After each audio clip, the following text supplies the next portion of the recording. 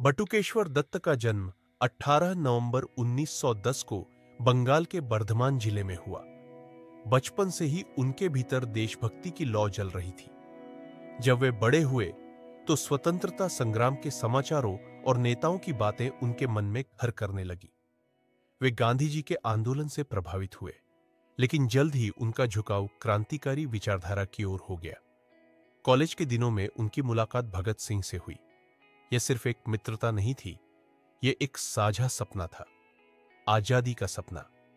वे दोनों Hindustan socialist Republican association से जुड़ गए और देश के लिए सब कुछ कुर्बान करने को तैयार हो गए।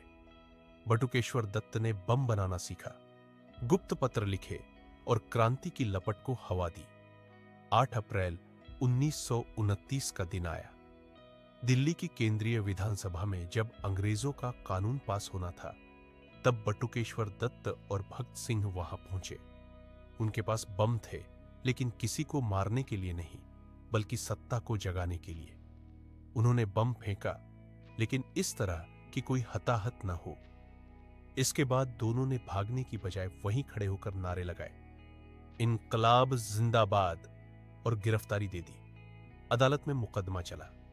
भगत सिंह को फांसी की सजा सुनाई गई और बटुकेश्वर दत्त को आजीवन कारावास। उन्हें अंडमान की सेल्यूलर जेल भेजा गया, जिसे काला पानी कहा जाता था। वहां की यातनाएं असहनीय थी, लेकिन उन्होंने कभी हार नहीं मानी। वे चुपचाप सब सहते रहे। बस मन में एक ही बात थी, देश के लिए जीना है, देश के लिए मरना है।